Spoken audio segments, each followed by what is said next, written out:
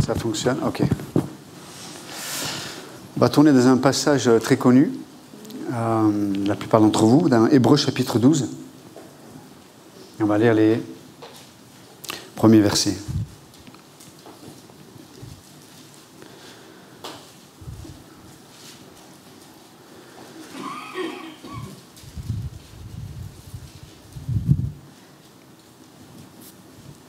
Verset 1. Nous donc aussi, puisque nous sommes environnés d'une si grande nuée de témoins, rejetons tout fardeau et le péché qui nous enveloppe si facilement, et courons avec persévérance dans la carrière qui nous est ouverte, ayant les regards sur Jésus, le chef et le consommateur de la foi, qui, en vue de la joie qui lui était réservée, a souffert la croix, méprisé l'ignominie, et s'est assis à la droite du trône de Dieu. Considérez en effet celui qui a supporté contre sa personne une telle opposition de la part des pécheurs, afin que vous lassiez point l'âme découragée. Père Céleste, merci encore de ta grâce de venir nous parler et de nous saisir par ce que ton esprit veut communiquer à l'Assemblée. Dans le bon nom de Jésus-Christ, nous prions. Amen. Vous pouvez vous asseoir. Merci.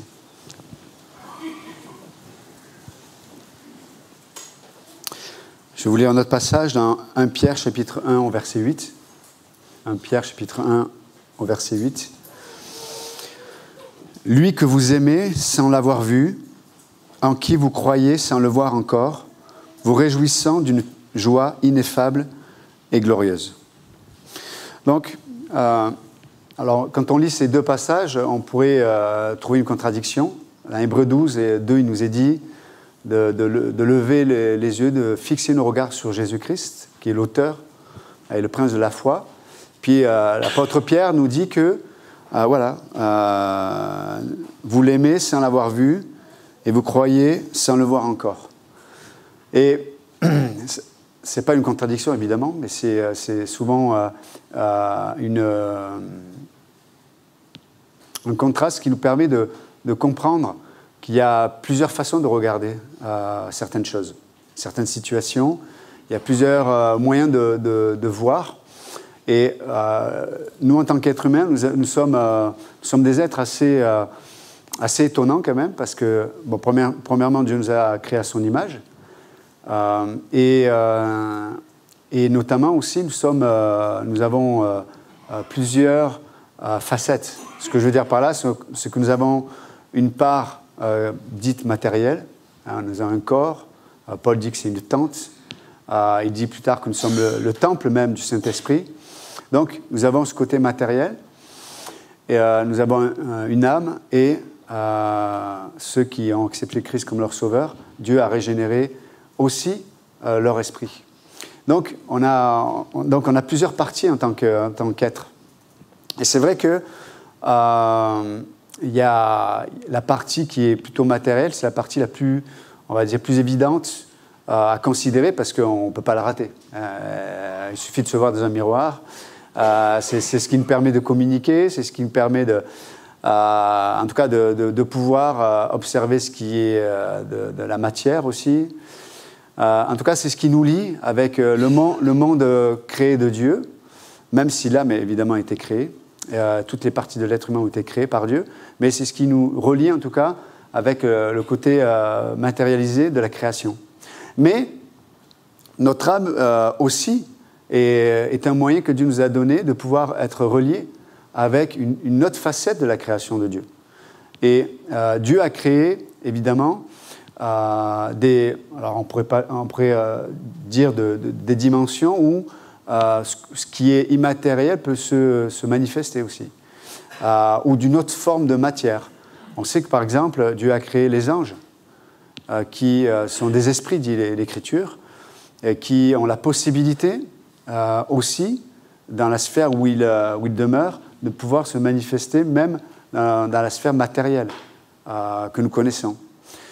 Et on sait que dans 2 Corinthiens 12, que Paul va dire qu'il a été lui-même au 3e ciel. 3e ciel qui parle vraiment de la présence de Dieu. Et il ne pourra même pas dire un seul mot ou décrire avec des termes humains ce que Dieu lui a permis de voir le concernant. Et cette révélation était tellement importante, tellement forte, tellement extraordinaire, qu'il dit que Dieu a dû lui mettre une écharpe dans la chair pour ne pas s'enorgueillir. Tellement ce qu'il a vu était extraordinaire. Donc, on peut voir que nous sommes des êtres assez complexes. Et dans cette complexité, on peut voir que cette complexité, on la porte avec nous dans bien des domaines d'ailleurs. Dans la sphère matérielle aussi, on est très complexe dans notre façon de nous voir. On peut être même complexé, certains aussi. Certains vont se dire on est trop maigre, trop gros, trop beau, trop laid. Et on est toujours en train de regarder notre apparence, ce qui nous plaît, ce qui ne nous plaît pas, ce qui nous permet d'exister en se comparant les uns aux autres d'une façon ou d'une autre, consciemment ou inconsciemment. Mais en tout cas, il y a cette réalité-là. Après, il y a la sphère de la personnalité, de l'âme aussi, qui s'exprime d'une façon ou d'une autre. Et évidemment, il y a la sphère de l'esprit qui, elle, est un peu plus mystérieuse parce qu'elle demande une dépendance à l'esprit de Dieu. Parce que l'esprit, son but, c'est de nous relier à la personne de Dieu. Et la Bible dit qu'effectivement, Dieu est esprit aussi. Et on ne peut pas le voir, on ne peut pas l'appréhender avec nos yeux je parle de nos yeux, on va dire, matériels, de matière. Et donc, Dieu veut nous apprendre à le voir, à établir une relation avec lui, à voir aussi sa main nous façonner dans toutes les parties de notre être. Mais on doit accepter d'apprendre à vivre d'une autre façon. Apprendre à vivre d'une autre façon. C'est comme, par exemple, quelqu'un qui a toujours vécu avec peut-être une incapacité à voir. Quelqu'un avait une cécité, ne pouvait pas voir. Et puis, imaginez qu'on trouve un moyen de guérir la personne.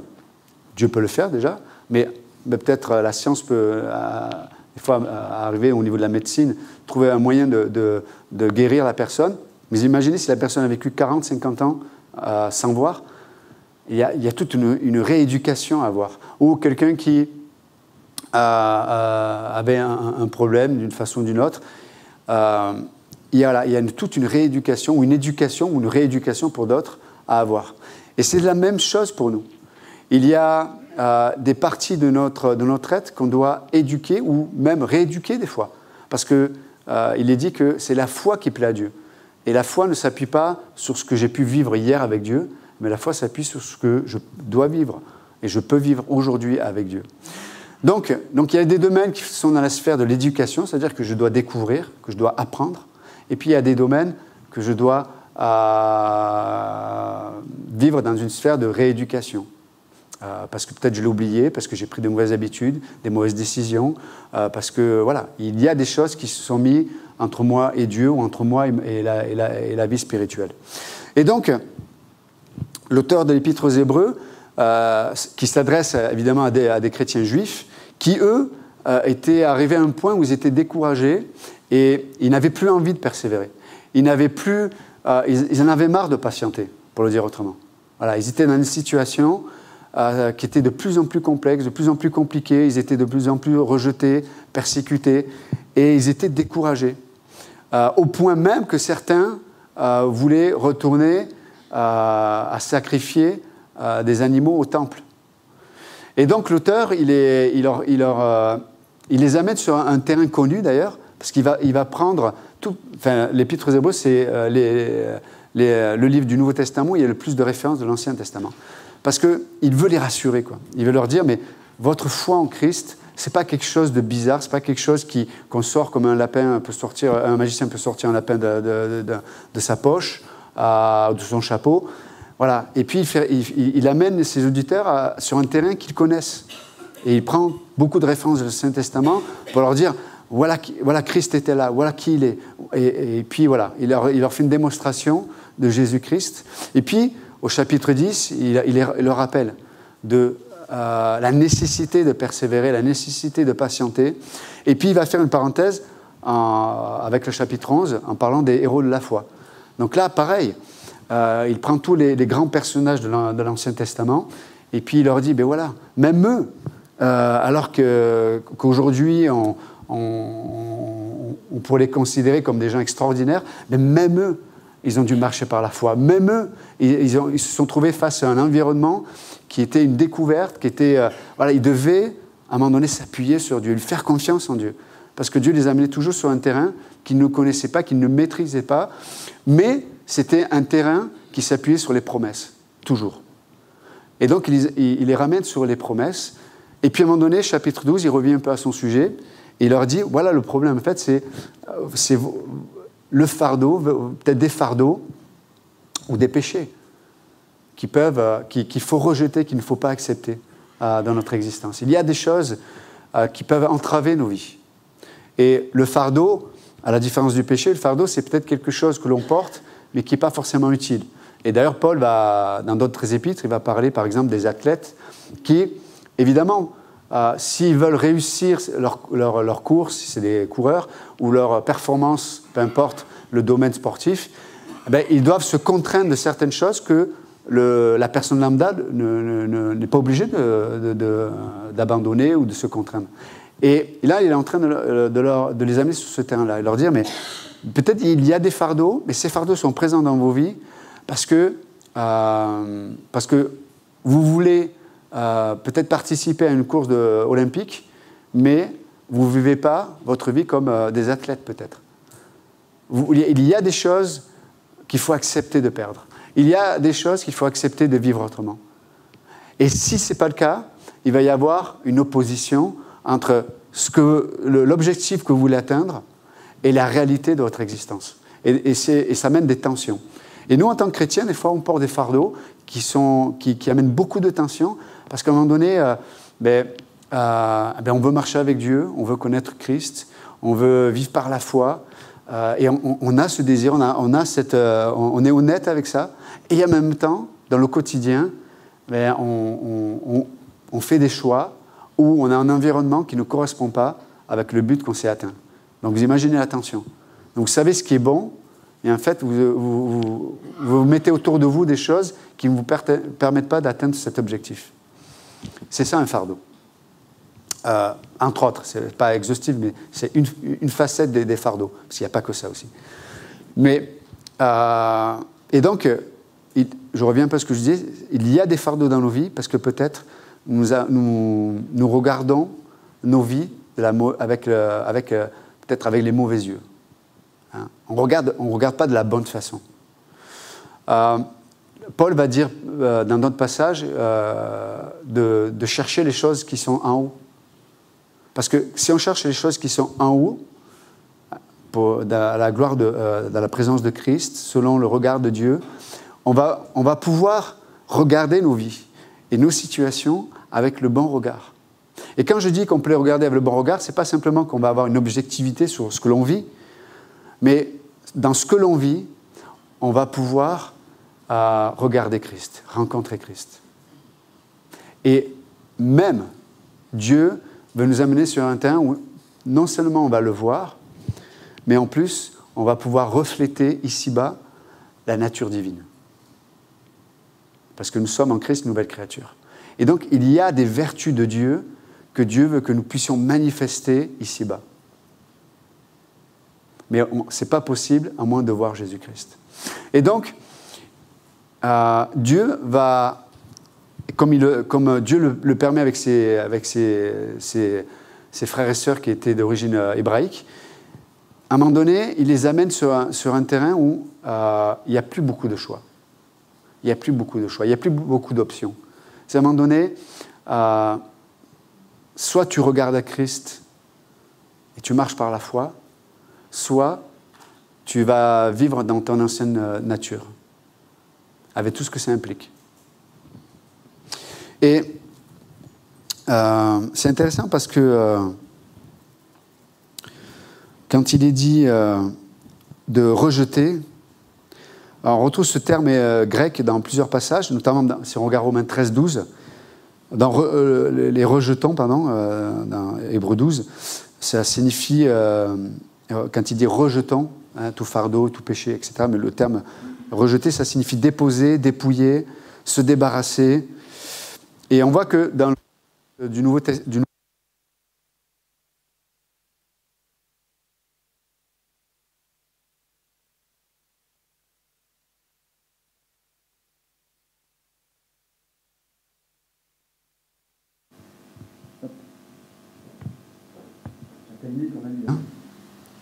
elle nous aide, mais des fois pas.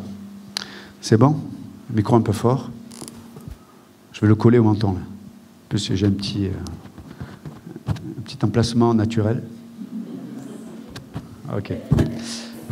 Donc, le mot pour rejeter donc, est toujours lié avec l'ancienne nature, la nature pécheresse, ses œuvres. Et dans Romains 13, 12, il est dit « Dépouillons-nous des œuvres des ténèbres ». Ce même terme, se dépouiller des œuvres des ténèbres. Donc, et là, il s'adresse à des chrétiens, évidemment. C'est-à-dire qu'il y a des œuvres. C'est quoi une œuvre? C'est ce que je fais. C'est ce que je dis. C'est peut-être ce qui me motive. Mais en tout cas, il y a quelque chose que je produis qui reflète les ténèbres. Pourquoi? Parce que peut-être il n'y a pas d'amour. Ça, c'est les œuvres des ténèbres.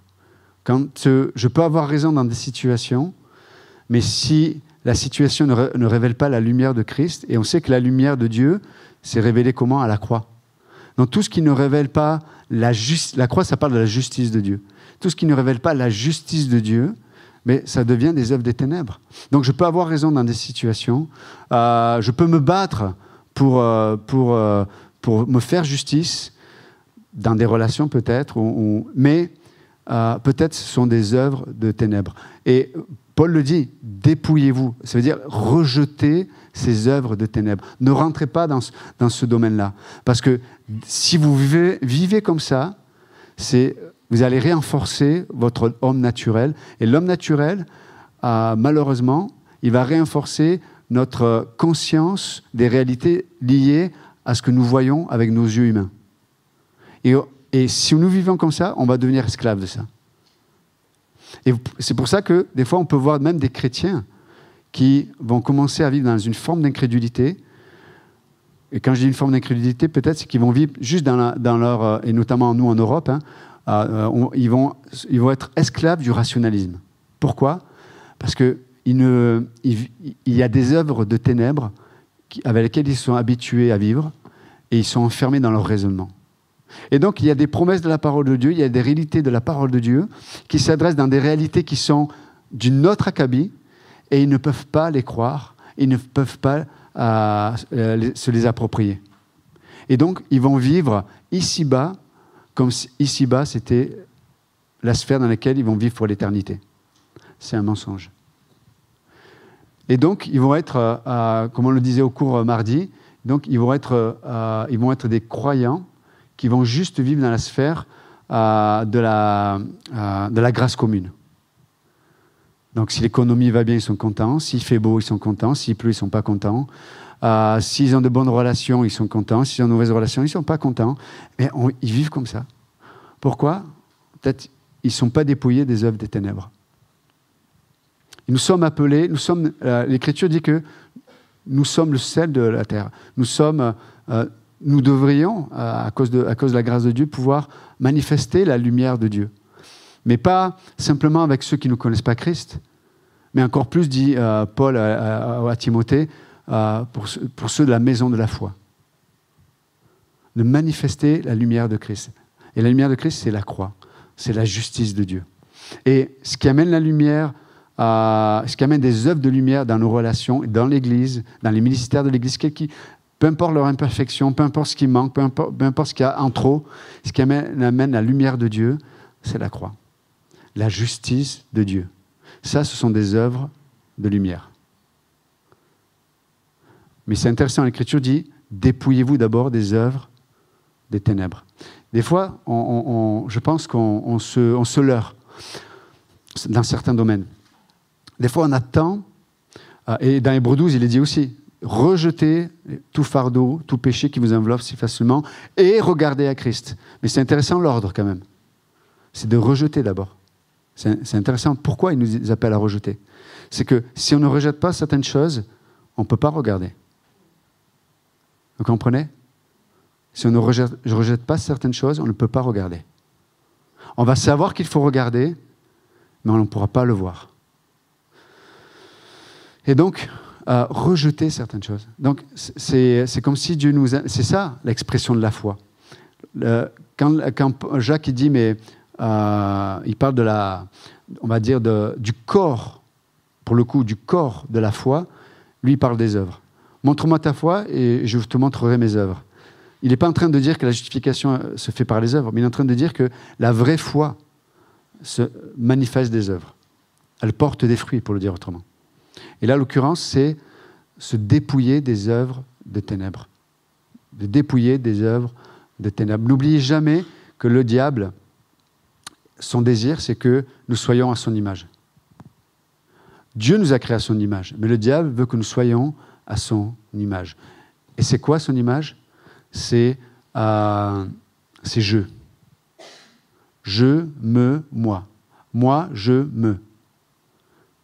Il veut que nous soyons centrés sur notre ego. Et il veut que tout tourne autour de notre ego. Et là, il va nous amener sur des œuvres de ténèbres. Et c'est pour ça qu'il y a des croyants, des fois, qui sont paralysés ou même handicapés, des fois, dans certains domaines de leur vie, parce qu'ils ne sont pas dépouillés des œuvres des ténèbres. Il y a des choses, à un moment donné, qu'il ne faut pas accepter dans nos vies. Des émotions, des raisonnements. Et bien sûr que des fois, on se dit, mais je ne peux pas ou je n'y arrive pas. Et d'ailleurs, c'est tout le sujet de l'Épître aux Hébreux. Ces croyants étaient arrivés à bout. Ils ne voulaient plus persévérer, il n'y avait plus de patience. Et ils commençaient à se retirer. C'est intéressant d'ailleurs. Ils se retiraient. Et donc l'auteur veut les amener sur un autre terrain. Un autre terrain. Le terrain de la grâce, le terrain de l'œuvre accomplie, le terrain des promesses, le terrain de se dire, oui, si tu arrives au bout, c'est bon signe. C'est bon signe. Ça veut dire qu'à un moment donné, si tu arrives au bout de toi-même, c'est que peut-être tu comprends que tu avais trop confiance en toi-même. Et c'est ça notre problème. C'est pour ça qu'on ne peut pas se dépouiller des œuvres des ténèbres, c'est qu'on se dit,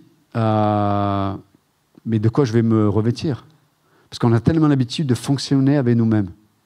On a tellement l'habitude de fonctionner avec notre intelligence, nos raisonnements, notre façon de voir, les solutions qu'on arrive à apporter dans notre existence. Et Dieu dit, mais rappelle-toi les héros de la foi. Oui, il y a eu le fondement, ce sont les promesses que Dieu a fait à Abraham, à Isaac, etc.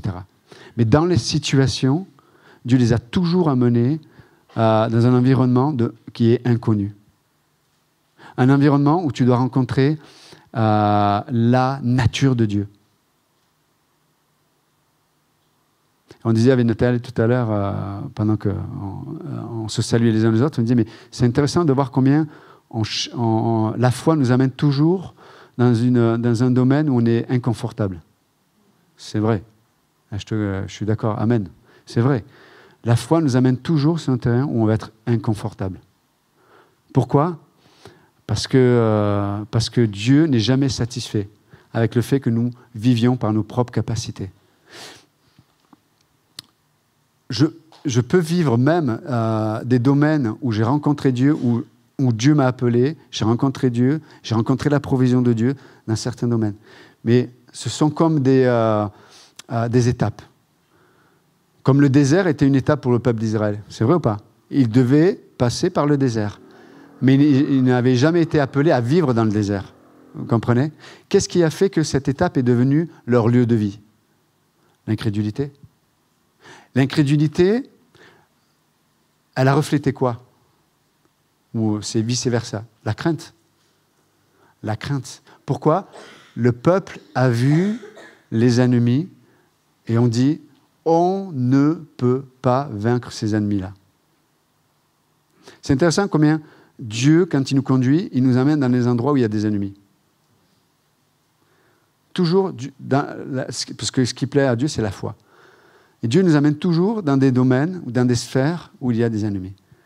Des fois, on se dit, tiens, j'ai trouvé un espace où il y a la paix, il y a le repos, je suis confortable. Et Dieu va amener un ennemi. Dieu va amener un Goliath. Dieu va nous amener à... Pourquoi? Parce qu'il veut que nous vivions dans la sphère de la foi et pas dans la sphère de l'incrédulité. D'accord? Hey, c'est la fête. C'était prévu, hein, c'était prévu. J'avais demandé à ce que... Qu'est-ce qu'on avait dit, la technique? OK. Alors, c'est l'occasion, c'était donc, j'avais prévu que vous puissiez, c'était un exemple pour que vous puissiez ne pas oublier d'éteindre vos portables. Alors, ce que vous pouvez faire avec moi, regardez, hop, j'éteins moi aussi, voilà. Tout le monde a éteint son portable? OK. Parce que le prochain, on détruit le portable. Ah, je plaisante. Mais donc, et c'est vrai que nous, et c'est naturel, on cherche toujours des endroits où on va pouvoir être confortable. Des fois, il y a des situations qui ne changent pas. Et évidemment qu'on aimerait qu'elles changent, et c'est légitime, hein, ce n'est pas un péché en soi.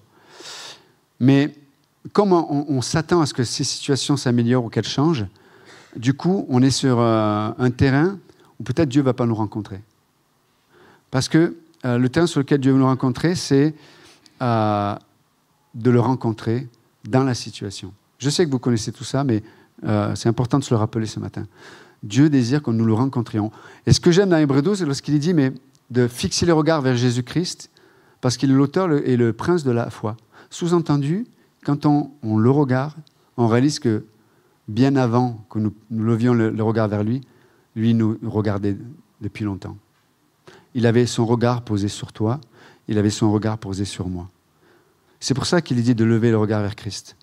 Parce que quand tu lèves ton regard vers lui, tu vois qu'il était concerné par ta vie. Tu vois qu'il regardait ton existence. Des fois, on a tellement... et c'est vrai, je peux le comprendre, parce qu'on regarde tellement avec nos yeux naturels, on a tellement l'impression de se dire « j'ai pas de valeur. Ma vie n'a pas de valeur.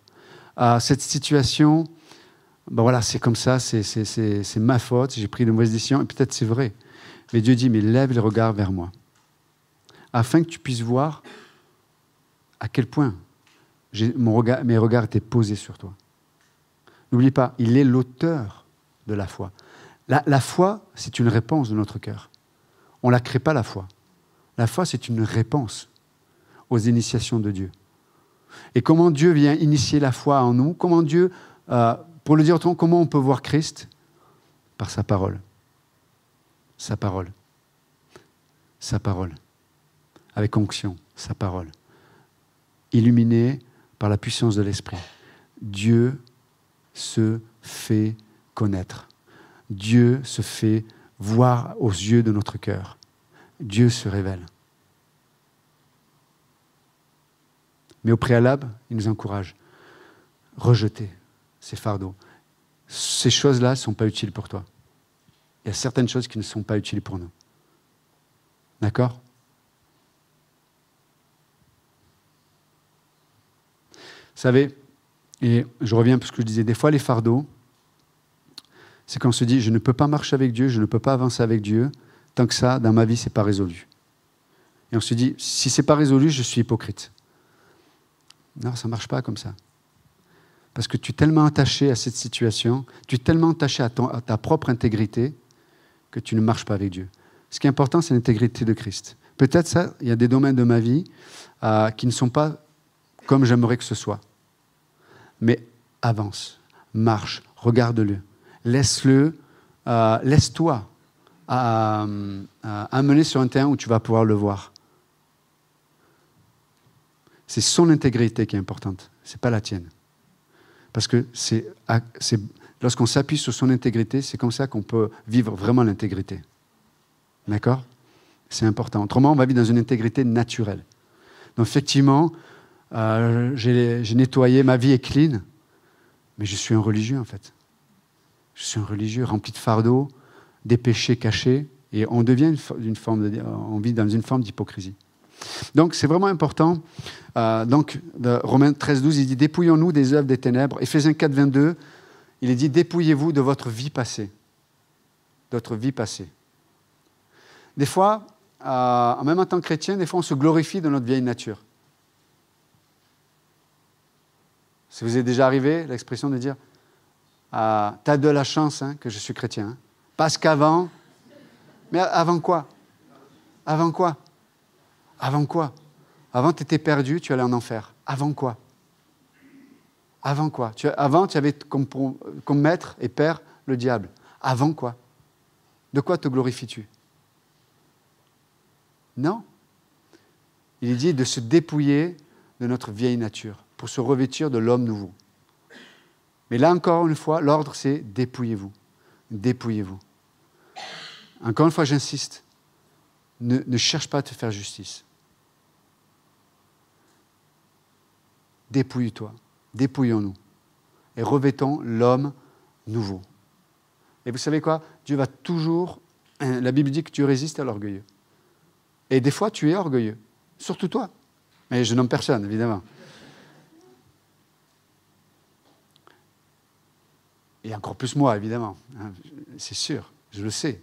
Je suis bien placé, je vis avec moi-même. Donc je sais à quel point je peux être orgueilleux. Mais il est dit de se dépouiller de notre vie passée. Et aussi notre vieille façon de considérer peut-être comment on se voit, comment on voit les autres aussi, comment on juge les situations. C'est vraiment important, se dépouiller. Et ça parle de quelque chose qui est constant. Je me dépouille. Attends, mais tu sais, vous savez, comme les enfants, tu leur demandes quelque chose, ils disent non, mais c'est moi hier qui l'ai fait. Hein? Nettoie la table. Non, non, mais moi je l'ai fait hier. Non, mais aujourd'hui, on est quand? On est hier ou on est aujourd'hui? On est aujourd'hui. Ah, ok. Donc c'est nouveau, c'est une nouvelle journée. Aujourd'hui, dépouille-toi, enfin nettoie la table. On fait ceci, on fait cela. Et c'est pareil, on est comme ça des fois avec Dieu. On dit, mais hier je l'ai fait, hier j'ai payé le prix, hier j'ai fait... Dieu dit, dans hier je ne suis pas, hier je ne suis plus dans hier. Je suis dans aujourd'hui. Aujourd'hui, dépouille-toi de ta vieille nature pécheresse. N'oubliez pas, hein, notre vieille nature pécheresse, on ne peut pas l'améliorer. Donc, vous savez, il y a comme des domaines où Dieu peut guérir, on n'a plus de problème. Mais il y a plein de domaines, ce n'est pas vrai. On a notre cœur ancien qui est toujours là. Et il est toujours, il parle toujours. Il veut toujours s'imposer. Tu te lèves le matin, il est là. Tu te couches le soir, il te dit « Hey, je suis là ». Hein, et le matin, pour te dire « On va passer une bonne journée ensemble ». On va critiquer, on va déprimer, on va être en colère, on va être vraiment... voilà. Et le soir, il te dit « Tiens, on va considérer ce qui s'est passé dans la journée et je vais te faire méditer un peu. » Tu as vu lui, tu as vu elle, tu as vu l'église, tu as vu le pasteur, tu as vu le frère, tu as vu la sœur. Voilà, personne t'aime, c'est normal. Regarde, la chair, elle veut te conseiller le matin et le soir. Comme ça, tu passes une bonne journée et une bonne nuit. Non, Paul dit, mais dépouillez-vous de votre vieille nature. Donc elle est là, elle veut parler, elle veut s'imposer, elle veut prendre l'autorité. On se dépouille de notre vieille nature. Comment? Et dans Éphésiens 4, juste avant, il parlait quoi? Il parlait des dons donnés au corps de Christ. Il parlait de l'œuvre accomplie. Dieu a donné des apôtres et des prophètes qui ont révélé l'Évangile, qui ont établi l'Écriture. Et puis il a pris des pasteurs, des docteurs. Donc on voit l'enseignement, la parole, la parole, la parole, la parole. La parole. C'est extrêmement important. Moi, je suis toujours étonné, hein, je ne vous cacherai pas, je suis toujours étonné de voir peut-être des frères et sœurs qui, alors ceux qui ne sont pas enseignés, c'est une chose, mais même des frères et sœurs qui sont enseignés, mais qui se privent du moyen de Dieu de se révéler à eux, la parole. La parole. Plus, moi, je ne vous cacherai pas que plus ça va dans le temps, plus j'ai besoin de la parole. Plus j'ai besoin de la parole. Parce que plus ça va, plus je vois le cœur de Johan. Et plus, lui, si je m'arrête au cœur de Johan, je suis déprimé, ou je suis en colère, ou le cœur de Johan est en colère et contre les autres. Non, plus ça va, c'est la parole, la parole, la parole. Pourquoi elle me décrit Christ? Elle me décrit celui que je ne peux pas voir avec mes yeux. Mais la parole, par l'Esprit, elle me fait voir. Elle me dit, il est là. Voilà comme il est. Et ce que tu vois de lui, mais la nature que tu as reçue en Christ, c'est lui. Et c'est extraordinaire d'entendre la parole de Dieu nous décrire Christ, mais c'est une autre chose. Quand on mélange la foi à ce que l'on entend, c'est une autre chose de voir dans notre expérience, voir cette nature se manifester.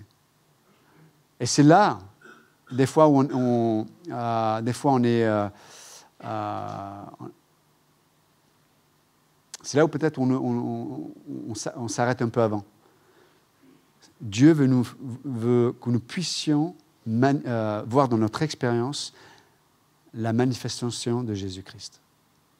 C'est extraordinaire. Quand tu vois les vertus de Christ se manifester dans ta vie, que tu vois, tu peux le pardon, l'amour inconditionnel. Et je sais qu'on l'a tous, si on est né de nouveau, on l'a tous expérimenté. Mais des fois, on se souvient combien on l'a expérimenté quand on s'est converti. Mais la question, ce n'est pas quand je me suis converti que je dois me poser la question, c'est aujourd'hui, est-ce que je vois la manifestation de la nature de Dieu dans mon existence? Je ne dis pas que 24 heures sur 24, je suis là, je marche sur les eaux. Allez, non. Mais c'est bien de voir nos progrès aussi. Des fois, on ne peut pas les voir, le corps de Christ les voit pour nous. Il dit, waouh, comme tu as progressé. Dans ce domaine-là, waouh, c'est extraordinaire. Ah bon? Ah ouais, quand même. Et c'est bien parce qu'on a du mal à se voir en Christ. On a du mal à se voir objectivement. Mais donc, il est dit, rejeter notre vie passée. Encore une fois, je le disais tout à l'heure, on a trop tendance, avec le temps, comme l'ancienne nature, on l'a un peu maquillée, elle s'est améliorée dans le sens, avec l'enseignement, le christianisme, on est un environnement sain, on a des personnes qui ne jurent pas, qui ne critiquent pas trop, on s'apprécie, on s'aime, etc. Donc, la chair, elle s'habitue à cet environnement. D'accord? Mais du coup, on accepte une vieille façon de penser. Et avec le temps, on la défend même. On la défend. Et on se défend derrière ça. Quand tu vis comme ça, tu vas vivre seul. Quand tu vis comme ça, tu ne verras pas Christ. Et quand tu vis comme ça, tu vas manquer de patience et de persévérance. Parce que la patience et la persévérance sont des vertus de Christ. Ce n'est pas les miennes, ce n'est pas les tiennes. Et donc, il est dit après, si vous lisez Colossiens 3.8, Jacques 1.21, Pierre 2.1, il est parlé de ça aussi. Le terme fardeau, c'est un terme qui parle j'en ai parlé un peu tout à l'heure, mais ça parle de quelque chose qui nous oppresse. Vous avez des choses qui vous oppressent des fois? On a des situations qui nous oppressent parce qu'il y a quelque chose qui nous lie à ces choses-là. Et cette chose qui nous lie, c'est ça qui fait qu'on a un accès, qui fait que quelque chose nous oppresse. Et c'est ce fardeau-là que Dieu dit qu'il faut rejeter. Il faut le rejeter. Il faut s'en dépouiller. C'est-à-dire que naturellement, il se colle à nous. Il se colle. Il faut le rejeter. Le rejeter. Parce qu'autrement, on va vivre des oppressions. Et encore une fois, combien de chrétiens aujourd'hui se culpabilisent parce qu'ils vivent dans cette sphère-là? Après, il parlait du péché qui nous enveloppe si facilement. Littéralement, qui nous enveloppe, c'est un terme qui signifie assiéger. Il y a quelque chose qui s'impose à nous. Il y a quelque chose qui vient nous assiéger. C'est intéressant, l'Écriture dit de le rejeter. Rejette-le. Comme si Dieu nous disait, tu as cette autorité-là. Tu as mon autorisation pour le rejeter. Tu as mon autorisation pour le rejeter. Et encore une fois, si vous lisez tous les passages avant, ça parle de l'œuvre accomplie. Ça parle de combien Dieu s'est donné. Et il continue d'ailleurs, après au verset 3, il dit, mais regardez, considérez celui qui n'a pas regardé comme sa propre vie. Il nous demande de regarder à Christ et à son œuvre pour chacun d'entre nous. Après, il est dit d'ayant les regards, et je sais qu'on l'a déjà entendu, mais en tout cas, ça nous parle de détourner le regard de quelque chose. C'est difficile des fois de détourner les regards. Hein.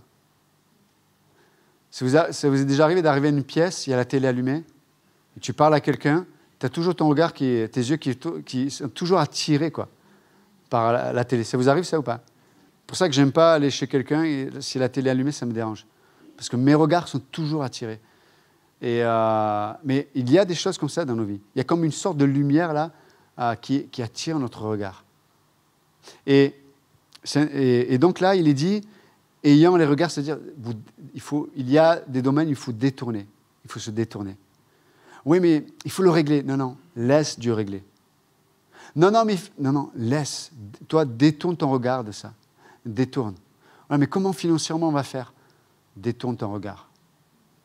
Détourne ton regard. Parce que si tu ne détournes pas ton regard, tu n'auras pas la capacité, ou l'humilité peut-être, ou la douceur, pour recevoir une sagesse qui va t'aider dans tes finances. D'abord, détourne ton regard. Oui, mais mon âme voilà, je suis triste à la mort, je ne suis pas bien, je suis ceci, je suis cela. Détourne ton regard de ça. Détourne. Retourne à ton espérance. Retourne au Dieu qui t'a aimé. Retourne à la croix, en fait, tout simplement. Et donc, les regards vers quelqu'un, donc détourner le regard de quelque chose pour les tourner vers quelqu'un. Et ce quelqu'un, c'est Jésus-Christ. Oui, mais Pierre vient de nous dire que nous l'aimons alors qu'on ne l'a pas vu. Et nous croyons en lui alors que nous ne le voyons pas. Comment tu veux que qu'est-ce qu'on fait? Comment on fait? Et n'oublie pas, le sujet, c'est la foi. Le sujet, c'est la foi. Et je reviens à la parole tout à l'heure.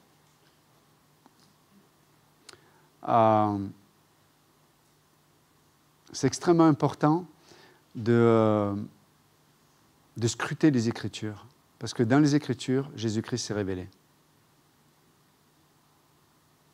Des fois, on attend de vivre quelque chose avec Dieu, mais en dehors de la parole de Dieu.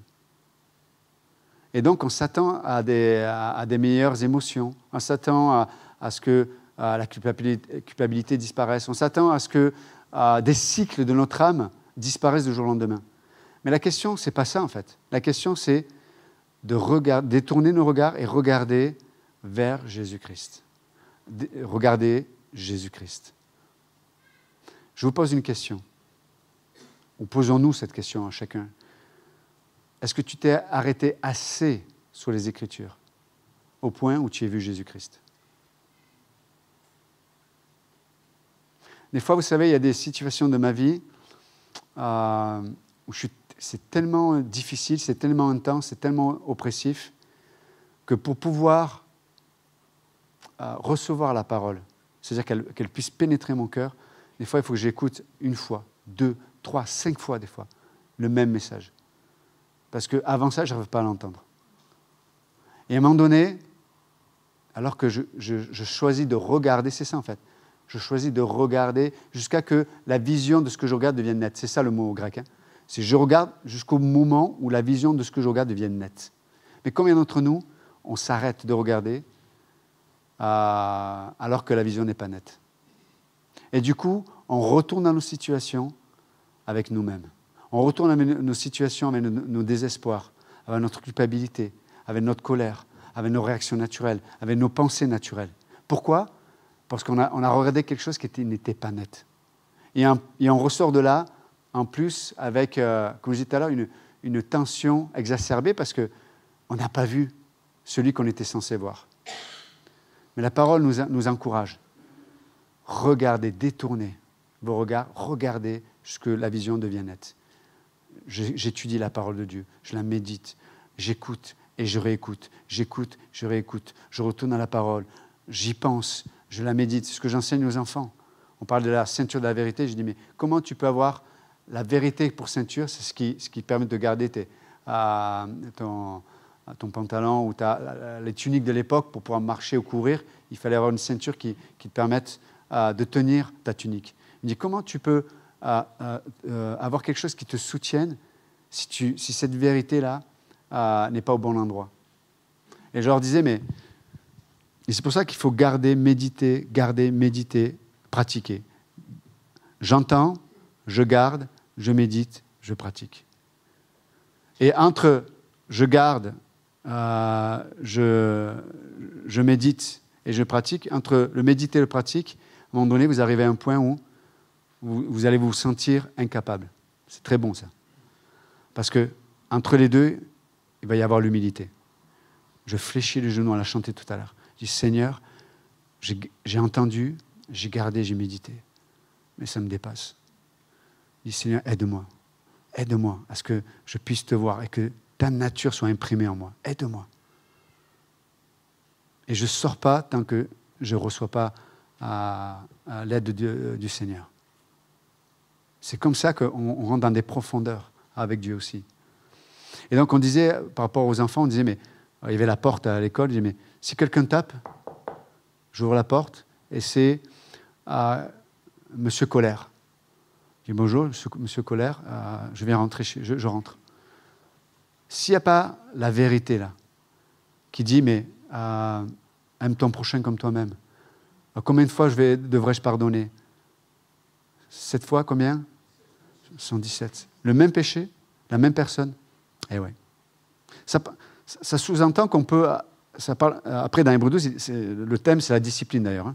Donc, ça ne veut pas dire qu'on ne va pas discipliner s'il y a des situations à gérer ou à traiter. Mais la motivation, ce n'est pas la réaction, ce n'est pas la colère. Et donc, je disais, mais donc, quelqu'un tape à la porte, c'est Monsieur Colère, tu ouvres la porte, mais là, il y a un garde, la ceinture de la vérité. Et c'est comme ceux qui ont l'habitude d'aller en boîte de nuit, qui avant, c'est ça, il fallait dire non, pasteur, non, avant, mais on s'est dépouillé, on l'a rejeté. Avant, il y avait, voilà, vous allez quelque part, et puis il y a un gardien, un garde ou un agent de sécurité qui dit, vous rentrez pas, vous n'avez pas les bonnes chaussures, tu ne rentres pas. Et donc, ce garde, c'est la vérité. Ce garde, c'est la vérité. Mais, alors c'est une belle image, hein, mais la vérité, elle doit proclamer la parole de Dieu. Donc, M. Colère vient, je disais aux enfants, et qu'est-ce que vous dites à M. Colère? Pardonnez vos ennemis. Aime ton prochain comme toi-même. Et c'est la parole de Dieu qui fait qu'il y a vraiment un garde à la porte. Il y a vraiment quelque chose. Dépression. Oui, bonjour, je suis Madame Dépression. On dit que je suis on a fait un homme, on fait une femme maintenant, pour l'égalité. Donc, la parité. Voilà, je suis Madame Dépression. Mais tu ne rentres pas. Réjouissez-vous, je le répète, réjouissez-vous toujours dans le Seigneur, Philippiens 4. Vous voyez, la parole de Dieu, il y a toujours la parole de Dieu qui peut répondre à ce qui vient solliciter notre âme. Vous comprenez? Donc, c'est ça qui nous permet de voir Jésus-Christ. Et c'est là où on a une autorité. On proclame la parole de Dieu dans l'humilité, parce que des fois, on va se sentir porté par Dieu, mais des fois, on se sent incapable. Mais peu importe le cas, l'humilité. Je dis, Seigneur, voilà, là, dans ce domaine-là, j'ai besoin de toi. Oui, c'est vrai, réjouissez-vous toujours dans le Seigneur, mais là, je ne le sens pas, quoi. Et Dieu dit, c'est bien, parce que tu n'es pas appelé à le sentir. Tu es appelé à le vivre par la foi. Réjouissez-vous. Je le répète, réjouissez-vous. Dans quoi? Dans le Seigneur, pas dans la situation. La situation, elle va changer. Toi, tu vas changer. Mais lui, le Seigneur, ne changera jamais. Il est le même hier, aujourd'hui et pour l'éternité. Et donc, je reviens, je boucle la boucle. Comment je peux me réjouir si je regarde les situations avec les yeux naturels? Qui va être totalement temporel, impossible. Impossible. Je ne pourrai jamais détourner mon regard. Le seul moyen, c'est de réaliser que nos vies sont une poussière sur cette terre. Et on doit avoir une espérance de l'éternité. Il n'y a que de cette façon-là. Injecter dans nos situations l'espérance de l'éternité. Voilà, l'éternité. Voilà. Et c'est extrêmement important. Donc du coup, quand je regarde avec l'espérance de l'éternité, je ne suis plus perdant, mes amis. Je peux perdre dans la situation, mais je ne suis plus perdant. Je ne suis plus perdant. Parce que, comme dit l'apôtre Jean, celui qui a cette espérance se purifie lui-même. Lorsqu'il parle de la venue de Jésus-Christ, il dit, mais celui qui a cette espérance se purifie lui-même. C'est extraordinaire. Donc, quel est le regard que tu as sur ta vie, sur les situations? Et encore une fois, les épreuves vont montrer que notre regard est souvent temporel, est souvent naturel. Ne te condamne pas, mais apprends de Dieu dans la situation à lever les yeux et à regarder celui qui t'a tant aimé, ce que dit l'Écriture, et qui t'amène sur une espérance éternelle. Nous ne sommes que de passage. Nous ne sommes que de passage. Et comme dit le psalmiste, apprends-moi, Seigneur, à compter mes jours. Je ne sais pas combien de temps Dieu nous prête vie, mais apprends-moi, Seigneur, à compter mes jours. Apprends-moi à ne pas prendre des fardeaux qui ne sont pas utiles. D'accord? Donc, j'espère que voilà, Dieu a pu vous dire quelque chose ce matin. Et on va juste prier. Père Céleste, merci encore pour ta parole ce matin. Et on sait que, de toute façon, on est dans un monde qui est injuste. La chair de chacun est injuste. On est profondément tous, d'une façon ou d'une autre, emprunts à nous défendre nous-mêmes, ou à essayer de même justifier par une bonne cause le fait de se défendre ou de se justifier. Aide-nous, Seigneur, à ne pas chercher à nous justifier, mais à chercher à révéler ta justice, la croix de Christ. Parce que lorsqu'on révèle ta justice, il y a les vertus de ta nature qui se révèlent. Et on sait que la première, la plus belle, c'est ton amour. À la croix, tu as révélé ta justice et ton amour. Et c'est ce que nous voulons voir dans nos cœurs, dans nos vies, dans nos motivations. Et Seigneur, on l'a dit tout à l'heure, on a besoin de toi. On a tellement besoin de toi, Seigneur. On sait qu'on est en nous-mêmes incapables. Mais on sait que tu es disponible pour nous, Seigneur. Aide-nous à nous attacher à ta parole au point où les yeux de nos cœurs vont pouvoir te voir tel que tu es. Et alors que nous te verrons, Seigneur, nous savons que tu vas révéler ta nature dans notre existence. Si ce matin, quelqu'un ne connaît pas Jésus-Christ, je veux juste vous donner l'opportunité de pouvoir passer de la mort à la vie, vous donner l'opportunité d'avoir une espérance éternelle.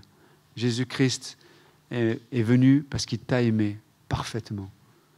Il t'a tant aimé qu'il s'est donné parce que les péchés de nos vies sont tellement, ils font tellement de mal à Dieu que le salaire, c'était la mort. Il fallait que quelqu'un paye pour les crimes de nos péchés, de tes péchés.